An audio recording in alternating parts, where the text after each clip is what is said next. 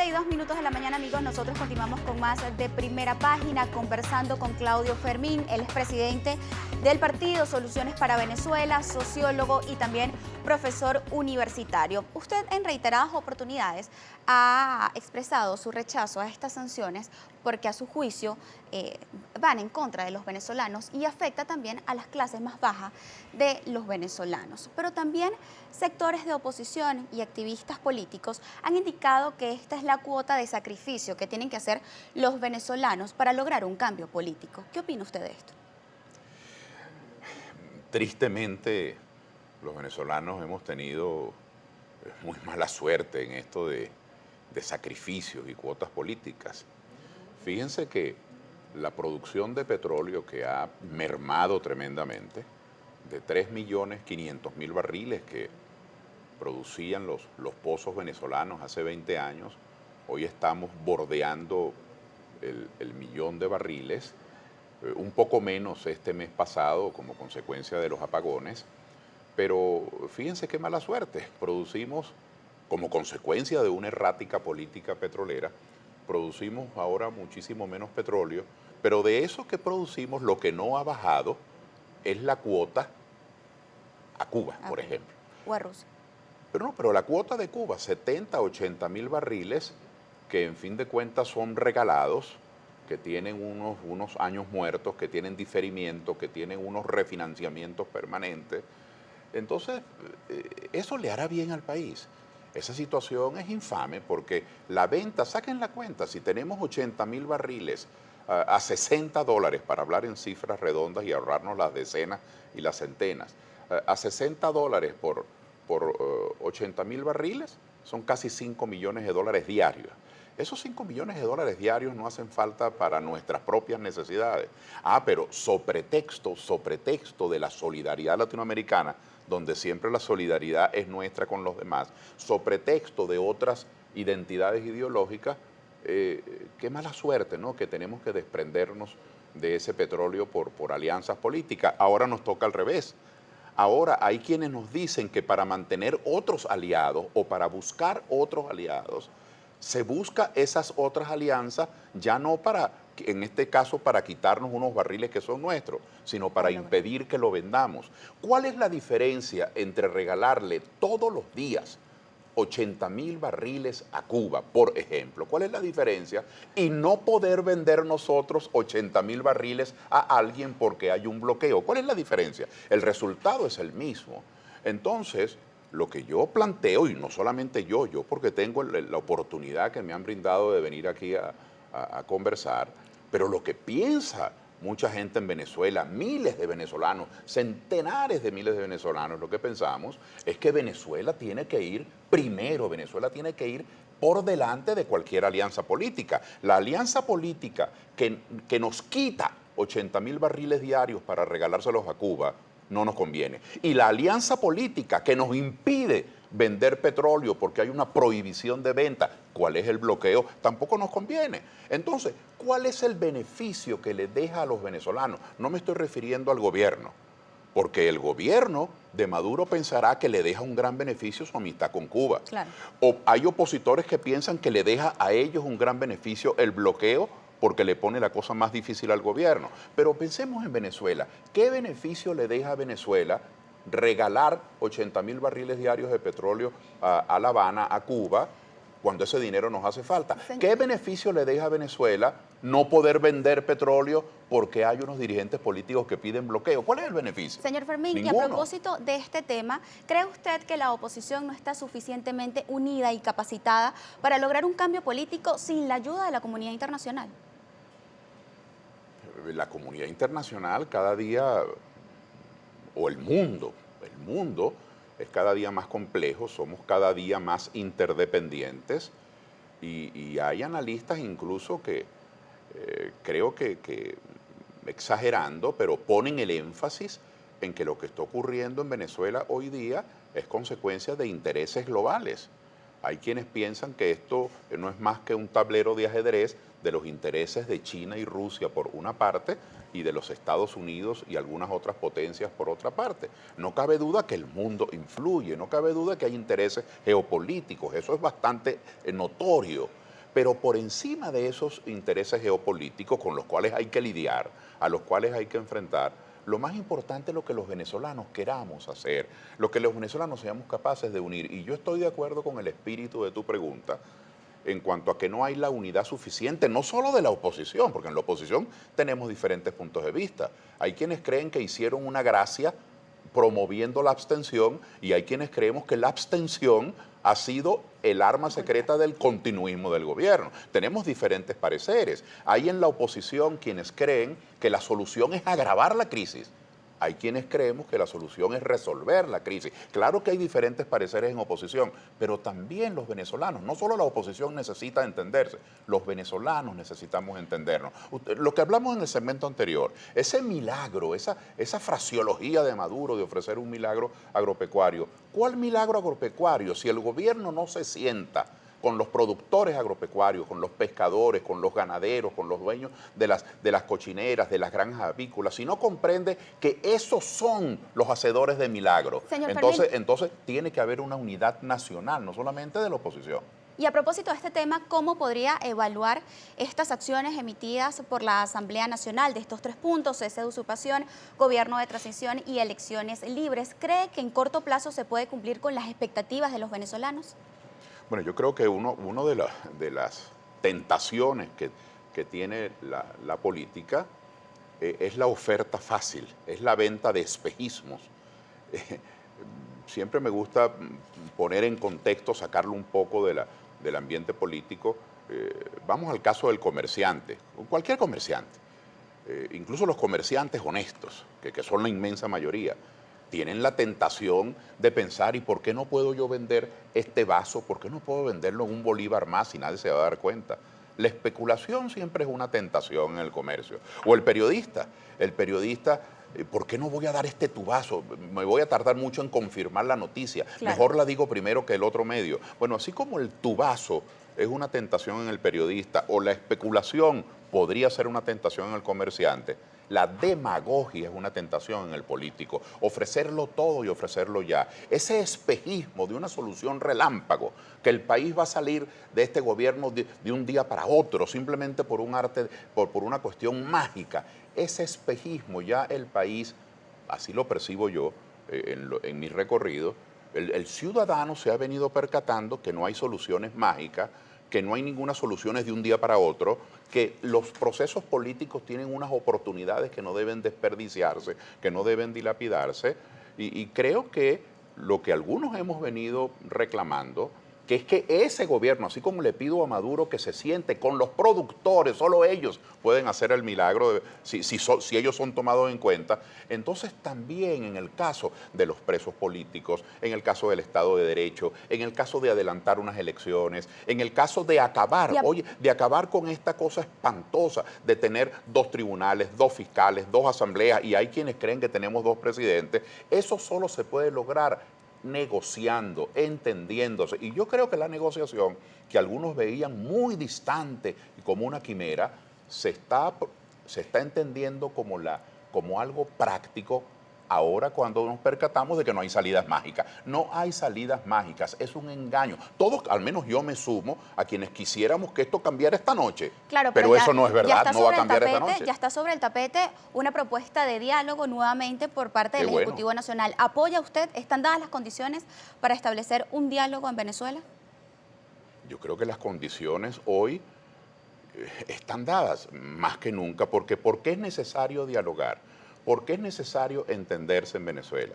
Si en nuestro país funcionara, existiera Estado de Derecho, si en nuestro país se cumpliera cada quien con la conducta que se espera del funcionario, del policía, del supervisor en cualquier organismo de gobierno, si las leyes funcionaran, es decir, si cada quien pudiera satisfacer sus expectativas, el diálogo sería menos necesario en materia política, pero hay que dialogar porque en Venezuela no hay Estado de Derecho formal. En Venezuela hay una situación de discrecionalidad administrativa conforme a la cual el que llega al CENIAT, quien llega a PDVSA, quien llega a una gobernación, el ministro tal, van desarrollando a su arbitrio, a su capricho muchas veces, las decisiones públicas, la gente no sabe cuáles son las medidas que va a tomar el gobierno mañana. Yo hablaba con uno de los muchachos antes de entrar acá a la entrevista.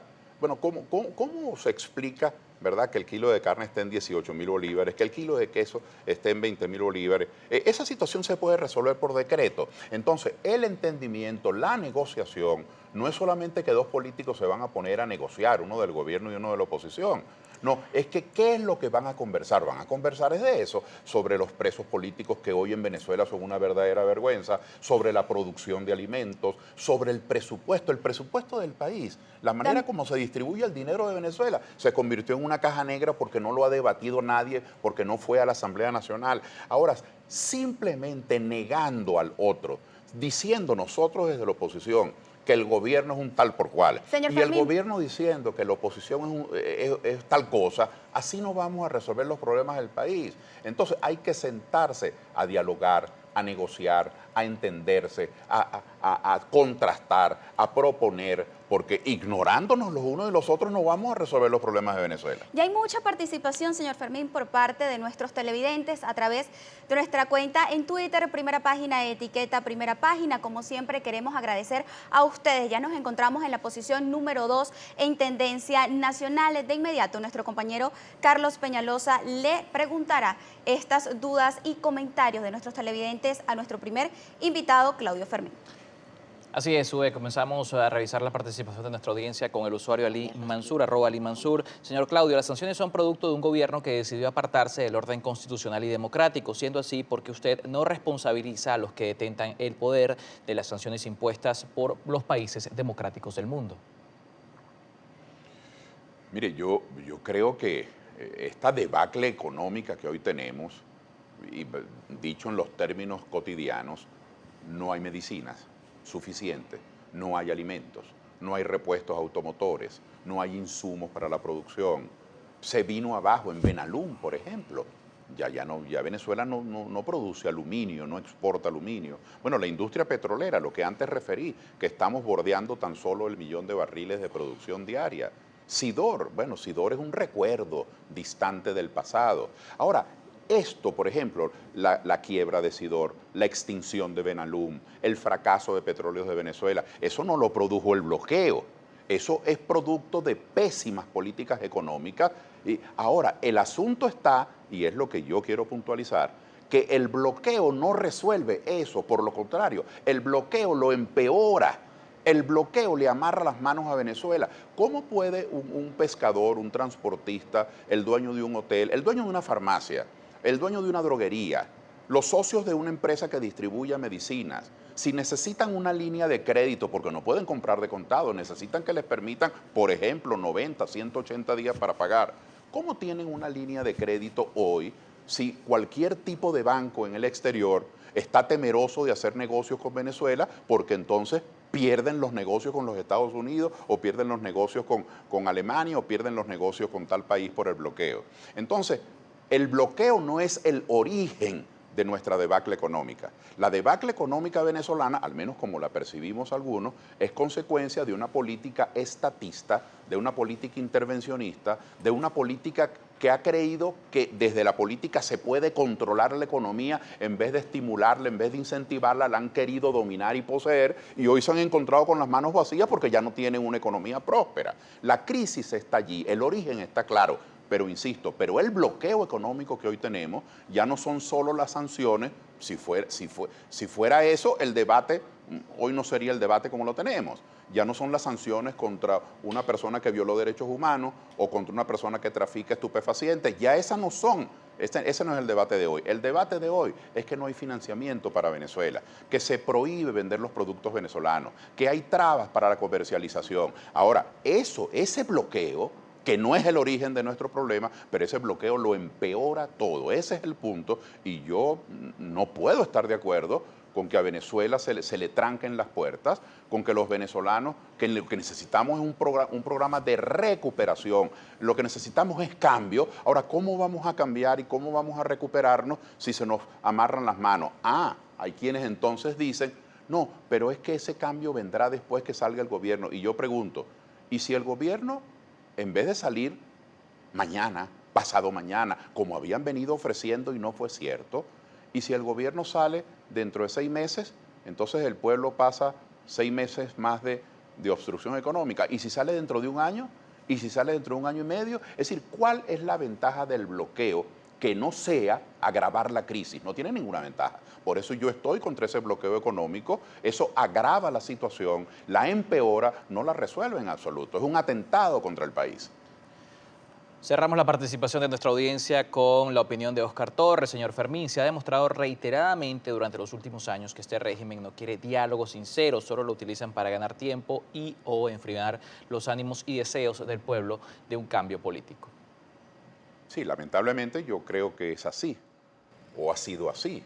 Yo creo que el gobierno ha utilizado, al menos hasta donde tengo información, porque la mayoría de los venezolanos no sabemos que, por ejemplo, yo no sé qué fue lo que conversaron Borges y Jorge Rodríguez en República Dominicana. Yo no sé en qué consistió el diálogo. Me gustaría saberlo porque yo sí creo en el diálogo. Yo no creo en la guerra, yo no creo en la violencia, yo no creo en la barbarie, yo no creo en ignorarnos, yo creo en conversar como gente civilizada, justamente porque estamos en desacuerdo, gobierno y oposición, a ver en qué podemos entendernos. Pero yo, por ejemplo, no conozco qué fue lo que conversaron Julio Borges y Jorge Rodríguez en República Dominicana. Se comentan cosas, pero no conocemos. Yo no conozco, por ejemplo, cómo fue que llegaron. Yo sé que tenemos un rector en el Consejo Electoral de oposición, el doctor Luis Emilio Rondón, excelente funcionario público, gran ser humano. Ahora, ¿cómo llegó Luis Emilio Rondón a ser rector, a estar de rector? Por una negociación. ¿Quién la hizo? No fuimos nosotros, alguien la hizo.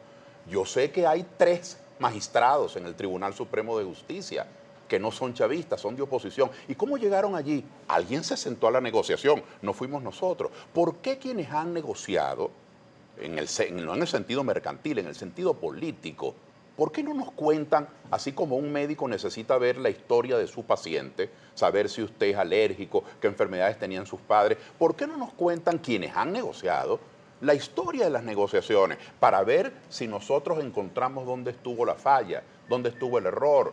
Pero es evidente que así como el gobierno utiliza o ha utilizado la negociación para ganar tiempo, eso es verdad.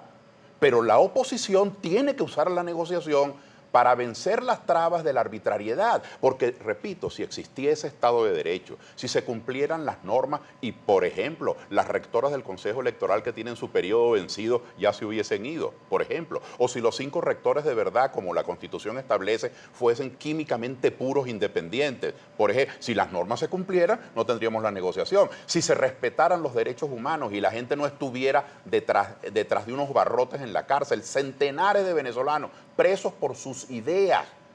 Habrá presos por otras razones, pero hay presos por sus ideas. Bueno, si se cumplieran las leyes, eso no existiría. Entonces, justamente como estamos en una situación irregular, la ausencia del Estado de Derecho, la ausencia de la norma bien llevada y la ausencia de una política de respeto por el otro, ¿cómo se suple eso? ¿Eso se suple dándole un tiro al otro? No, eso se suple mediante las negociaciones.